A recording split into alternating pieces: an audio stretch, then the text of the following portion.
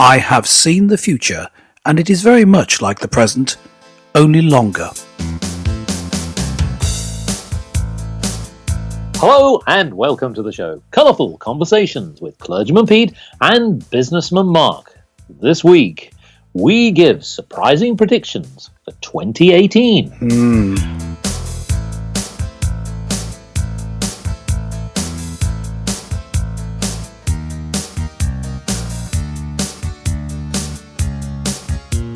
Well, when we look ahead, we all look through our crystal ball with great optimism.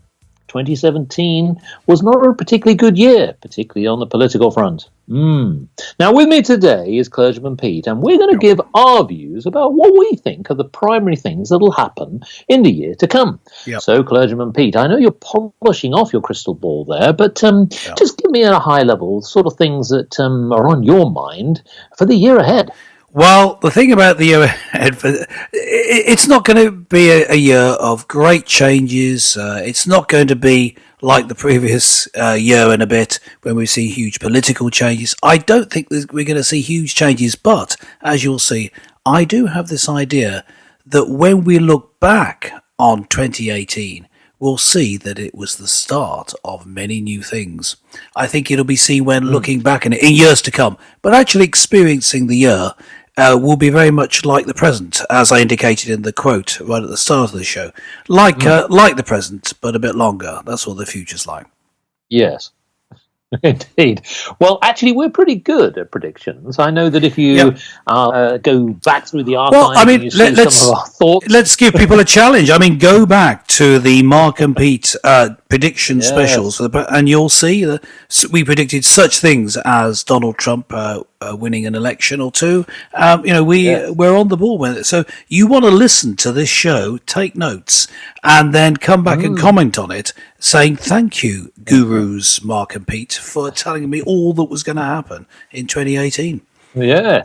Well, I think that listeners will have their pens poised, particularly when we sort of give our predictions. So I think we should do this in a way with a little bit of fun, but we're going to do it in the form of a poem. And we'll start with this theme of a prognostication for the nation.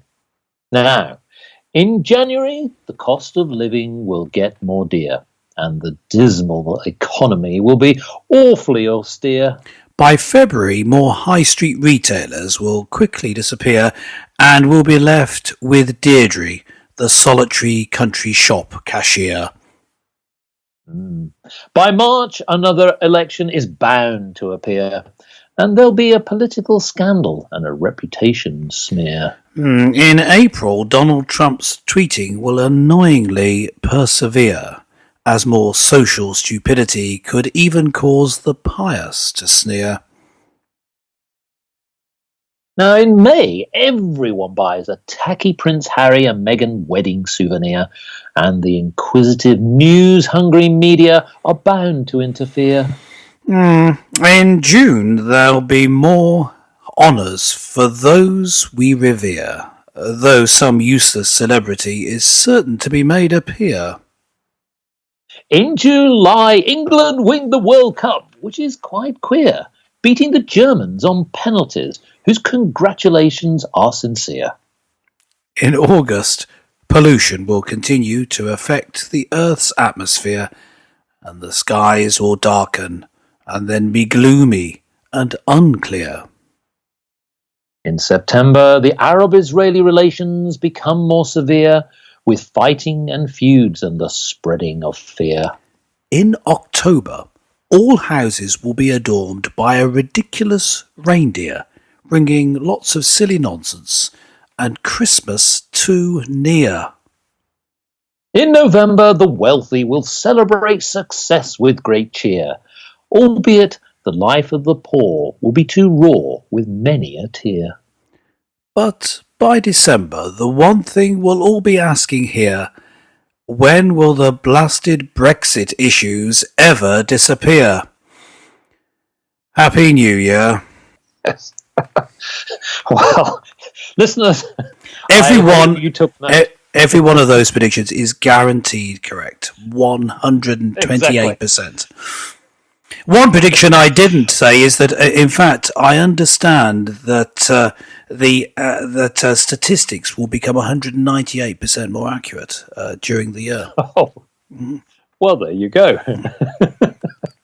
Well, look, I think that we should expand upon some of these things. And I want to sort of come on the political front with this one, because a lot of people have been saying, well, look, 2017 was a disaster as far as Theresa May was concerned. If you think about her call for a general election, and then that absolutely terrible, atrocious political speech that she gave at the Conservative Party conference, coughing gate, I guess, and yes, and we here on Market we did comment, and actually on the Good News This Morning YouTube channel, we commented on the giving of the P45 to her at the conference. Oh yeah, and of course.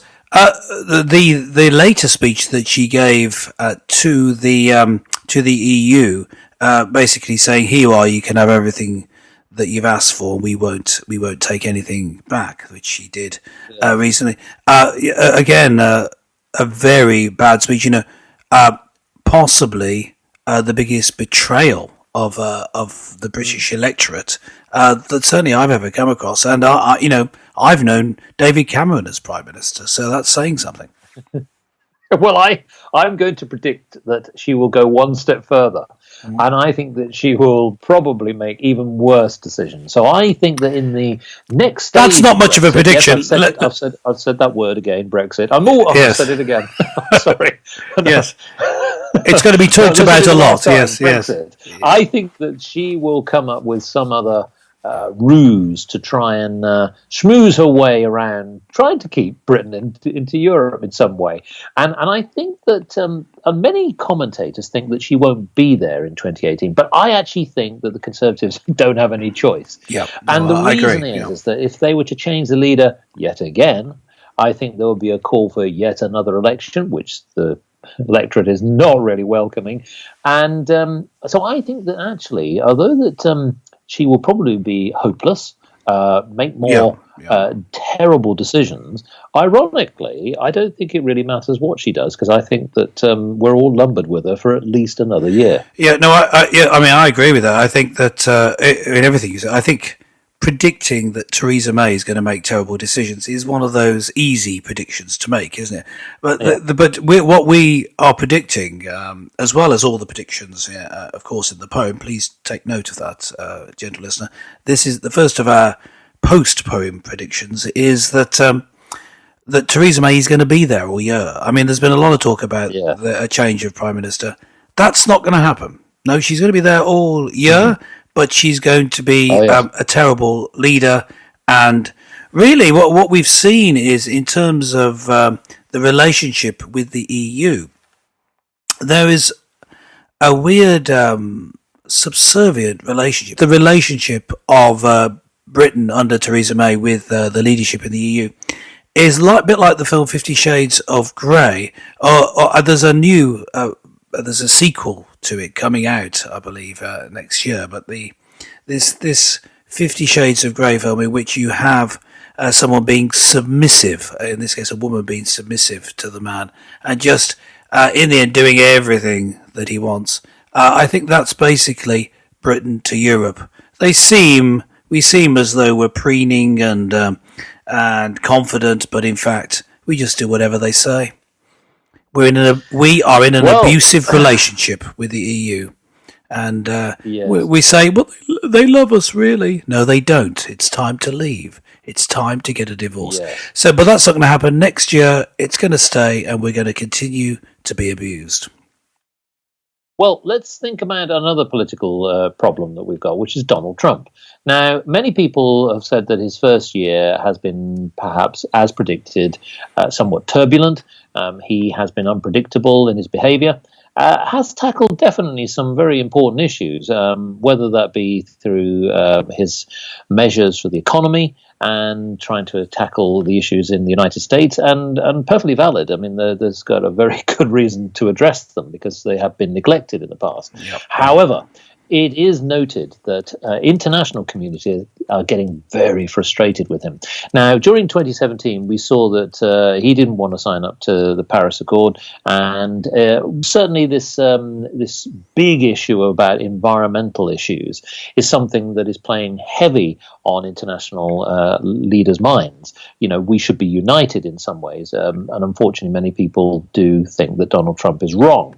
However, I think my prediction is this, that what will happen is that the relationships will get soured further.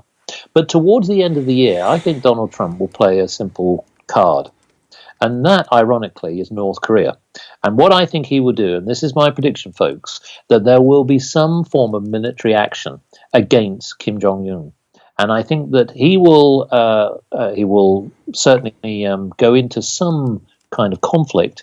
The Americans will win, and that will be seen as an international coup, a great win for democracy. And actually, I think that Donald Trump, by the end of the year, will be seen in a different light. Yes, that's another prediction, a very direct prediction here on Mark and Pete. I think that Trump has become unpopular, but I read the reason differently. I agree with you, Mark, that if there is, Mark and Peter now predicted it, there will be action against North Korea. When that happens, yes, of course, people will get behind it because of the two, US or North Korea, it's obvious which side you're going to take. So the thing that Trump has that others don't, yes, he's bombastic, he's unpredictable, he's very self-regarding and egotistical. A lot of that is true of many politicians currently and that we've known over the years, although many of them are rather grey and professional these days, grey in personality, not necessarily in their appearance. Yes. But what Trump has is he isn't part of this sort of what you might call political class that's sometimes referred to as that, a certain type of professional politician who has signed up to things which end up being supranational. They go across between nations. There's this sort of nod and wink agreement, and one of them was this Paris Accord, which ended up with President Obama. Obama was the previous president of the US. I don't know if you remember him. Actually, it's pretty difficult to remember him these days. He's faded into oblivion, but he was happy to go along with this. That you have international agreements that bring down the United States a peg or two, and the Paris Accord did exactly that. It allowed countries, especially China, to get an economic step ahead of the US, while really tightening the screws on the US economy with carbon tax, etc., etc. Whether or not countries actually did what they said they were going to do in the Paris Accord, in what it claimed they were going to do, it was a very bad idea. So he was right to stand up to them, and I think because of that, this is my prediction. I think Trump, although he's never going to be popular with half the country in the US, I think his popularity amongst his base is going to go back to its heights. So, he's still only going to be in the 40% approval rating, but that'll be enough to see him through into the next term. So I think next year people will see the effects of the economy, of his tax plan, which, hasn't quite gone through, but it's looking, it has to go through the process in which the Senate and Congress agree, because they're two versions of the tax reform bill, slightly different. Once that's happened, which I think will happen before the end of the year, then it's going to get through because the new Democrat senator won't be in, and that will mean lower business rates down to probably 22%, down from 35%. So it's going to have a very good effect, particularly on startups. We're going to see the economy in the US recovering. So Trump will, if not be popular, people are not going to want to get rid of him because he's doing well. And so, midterms, I don't think the Republicans are going to do too badly. That's as close as a prediction I'm going to get. Not too badly, I'm going to say. Yes. Well, I'm going to talk about other types of storms, and I think the first one is the media storm. I predict that there will be some media frenzy around the exposure of a high-profile celebrity that's done something wrong. Yes. Now, I know that this is almost predictable, but what we've seen in 2017 is that people like Harvey Weinstein, of course, outed for his unfortunate behavior and antics over the years. But I think that this is going to continue. There is a witch hunt going on, particularly in Hollywood and in other media circles. So I actually think that what we will see is somebody else that perhaps is lurking in the shadows right now, probably hoping that they won't get picked on. But I think that we will see some other revelation of a similar nature, because they're getting closer to some of these individuals. Yes, I'm going to take that further and make quite a specific prediction, not about the person, simply because I don't know who he's going to be, but what the type of scandal will be. I'm saying that during 2018, you're going to see one big name, but maybe several implicated in paedophilia. I think it's the evidence is building that it's rife in Hollywood and the entertainment industry generally, and in high level politics. And something is going to go. I don't know whether it'll be in politics or in entertainment or maybe both. And there were two things two sides of this. One is it's terrible that it's happening. Any sort of abuse of children, and we're talking about sexual abuse here, of course, it's horrible that it's happening. But it's actually good that it comes out and that this gets dealt with, and that means, of course, what I hope is that eventually, at last, we're going to stop equating Roman Catholic priests with paedophiles, because they've dealt with it badly over the years, but it's nowhere near the level that we're seeing, that we're going to see, I believe, in politics, being exposed in politics and in the entertainment industry. So at last, we're going to see. It's not that the Roman Catholic Church is perverted. It's that people are, people are sinners. People do things wrong.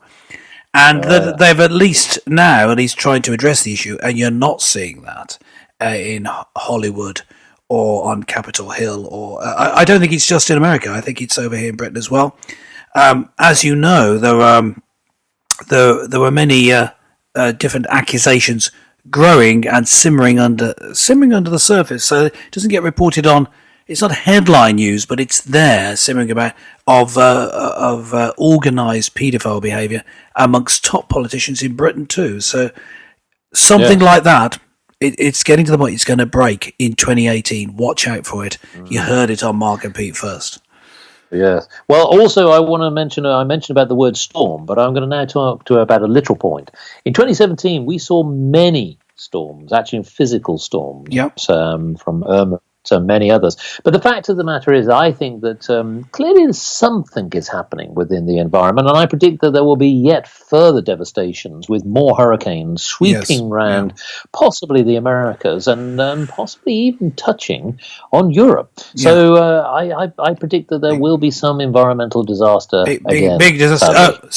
Now let's get the prediction more precise. Are we talking about it's definitely a hurricane, is it? That's going to happen. Well, it could be a tornado. I mean, hurricane, but some sort of wind. Yeah, okay. So, but it's something wind related. Wind related. Okay. Yes. Thank you, Mark. You would know. And I don't mean after you've eaten your toast. Yes. Thank you. I've noticed that we're at an interesting point in terms of the climate. Now, the climate of the world changes regularly over time, changes gradually. There are many people, and there seems to be sort of a worldwide consensus, at least amongst non-scientists, that the world is changing due to man-made climate change. That is to say, specifically CO2 being produced. Now, many scientists believe that cannot be true, that carbon dioxide, because of it's such a small amount of it, that it cannot possibly be the cause of changes, and why particularly demonize carbon dioxide. That's not to say that there aren't other pollutants that are causing it. Why don't we mention methane? Why is it always carbon dioxide? That's sometimes asked. Now, that's by the by, really, because we are seeing overall the Earth has been warming. But at some point, at some point it's going to cool down again. What causes these fluctuations? Well, the Earth does warm up when there are more sunspots. Paradoxically, you'd think sunspots, they're dark on the sun. Does that mean there's less heat? No. Well, they're like taking a lid off. The lid off the hotter interior of the sun. So when there's a sunspot, there's actually more heat reaching the Earth. And these patterns, 11-year cycles of the sunspots going round the sun, the pattern of sunspots changes regularly over an 11-year cycle. We can relate that to global temperatures, so that's a reasonable thing to assume that there's some sort of cause and effect. And there are analyses done of this, but not to the great level that's done with CO2.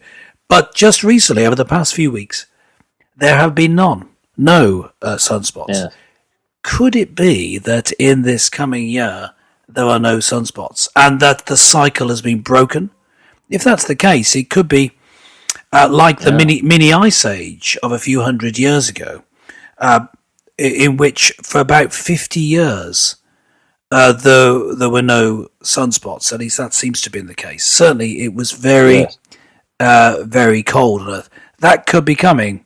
I mean, there's going to be a reduction in the temperature. So here's my prediction: that people are not going to prepare for a cold Earth, despite the fact that they're preparing for a warm Earth. Why not? Both are going to happen. The Earth's going to warm up. It's going to cool down. Yes. Get ready for both. Make provisions. Start to do the research needed to see how can we cope with huge crop failure if there is a cold Earth. So the market prediction is not that it's going to be cold, really cold next year, although it could be if there's no sunspots. But again, looking back, we may well see, the prediction is looking back at 2018, we see that was the time when things started to change. I don't think it's going to get it's not going to get really cold for several years. But. Well, no, indeed, and I think that we're coming to the end of our predictions here. Yes. But I've just got a couple of just want to squeeze in at the end. Yeah, so we know that each year. Yes, I have one more too. Yes. So I'm just going to say, I think that scientists are actually going to discover towards the end of the year that there is some form of life on something like Mars or Venus, wherever there is water, basically. And I think that this is something that will come to light. So it would be a revelation.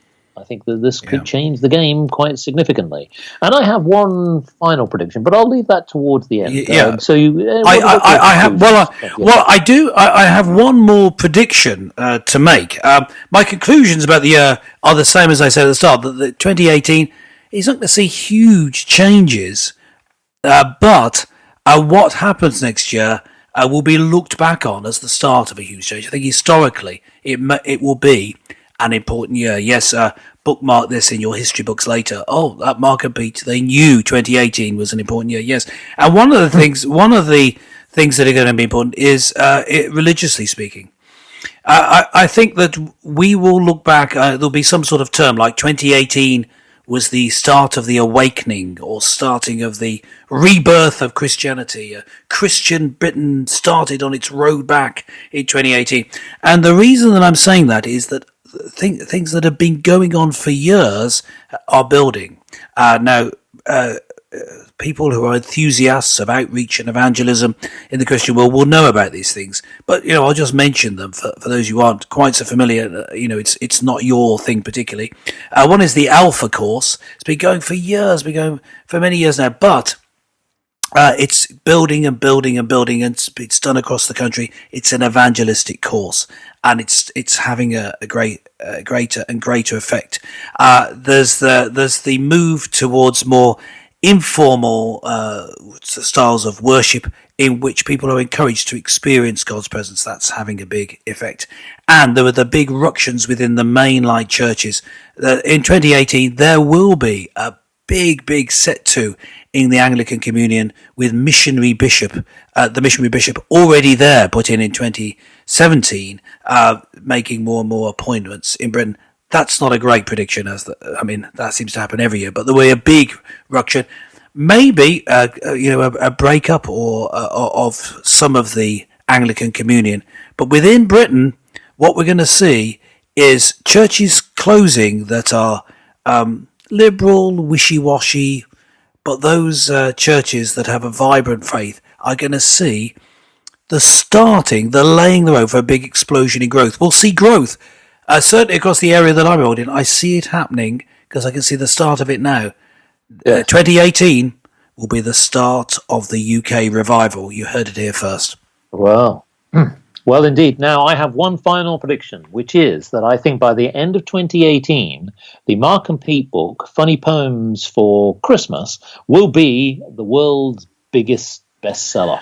So, Well, folks, that's inevitable. I think that it's inevitable. It's inevitable, but I mean, it is available on Amazon. You can get it. That's again Mark and Pete's. That's the Funny Poems for Christmas.